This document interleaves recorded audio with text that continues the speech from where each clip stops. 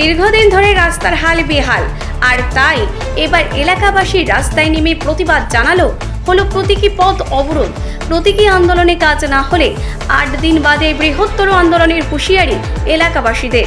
শুক্রবার 14 নম্বর ওয়ার্ড সুরক্ষা সমিতির ব্যানারে পথ অবরোধ হয়। মেদিনীপুর পৌরসভা 14 নম্বর ওয়ার্ডের কাউন্সিলরের বিরুদ্ধে রাস্তায় নামেন এলাকাবাসী। কাউন্সিলরের ব্যর্থতার কারণে এলাকার সমস্ত রাস্তার হাল বেহাল, চলাফেরার অযোগ্য হয়ে গেছে বলে অভিযোগ এলাকাবাসীদের। এলাকাবাসীদের দাবি, প্রতীকী 8 ঘন্টার পথ অবরোধ করে কাউন্সিলরকে অবগত করা হলো। আগামী 8 দিনের মধ্যে কাজ না হলে বৃহত্তর আন্দোলনের হুঁশিয়ারি সুরক্ষা সমিতির। আমাদের 14 নম্বর ওয়ার্ডে রথতলা থেকে ভোলামারা চক থেকে চিড়িমার্সা দুর্গা মন্দির, এই রাস্তাটি মেন রাস্তা। এই রাস্তা হসপিটালের রাস্তা, বিভিন্ন রুগী নিয়ে এই রাস্তা দিয়ে যাতায়াত করে। এই রাস্তাটি চলার অযোগ্য একদম হয়ে পড়ে আছে। কাউন্সিলর নির্বিকার, আমরা কাউন্সিলরকে রাস্তায় দেখতে পাই না, এবং যে মানুষ অভিযোগ জানাবে কাউন্সিলরকে, কাউন্সিলরের এলাকায় দেখা যায় না। তার জন্য আমরা ওয়ার্ডবাসী এবং 14 নম্বর ওয়ার্ড সুরক্ষা সমিতি থেকে আজকে আমরা এই পথ অবরোধ করতে বাধ্য হয়েছি। আমরা 8 দিন পৌর কর্তৃপক্ষ এবং আমাদের ওয়ার্ডের পৌর প্রতিনিধি যিনি আছেন তাদেরকে 8 দিন আমরা সময় দিলাম।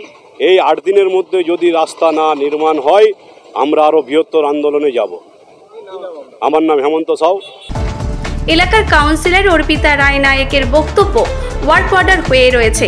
পাইপলাইনের কাজ শেষ না হওয়ার কারণে রাস্তার কাজ করা সম্ভব হচ্ছে না। যদিও তার দাবি পুজোর আগেই রাস্তার কাজ শেষ হয়ে যাবে। 29শে ফেব্রুয়ারি আমাদের ওয়ার্ক অর্ডার বেরিয়ে এসেছে, কিন্তু আমাদের সমস্ত পাইপলাইনগুলো এখনও কাজ শেষ হয়নি বলে আমরা রাস্তাটা করে উঠতে পারিনি। আমাদের রাস্তাটা একদম আছে সাহেবপুকুর চক থেকে আমাদের ভোলামাইরার চক, সেখান থেকে লটুময়রার চক, ওখান থেকে চিড়িমার্সার ভেতর দিয়ে ওইখানে হীরক সমিতি, তারপর চৌধুরীপুকুর পাড়, দাড়িবাঁধ, অত দূর অবধি আমাদের রাস্তা স্যাংশন আছে। কিন্তু আমাদের সমস্ত লাইনের পাইপের কাজ শুরু না হওয়ার জন্য আমরা রাস্তাটা এখনো করিনি। কারণ করলে তো আবার তাকে ভেঙে করতে হবে, তা দুবার খাটনির জন্য কাজটা করা হয়নি। এবং পরশুদিন থেকে আমাদের এখানে ড্রেনগুলো বাঁধানো আরম্ভ হয়ে গেছে।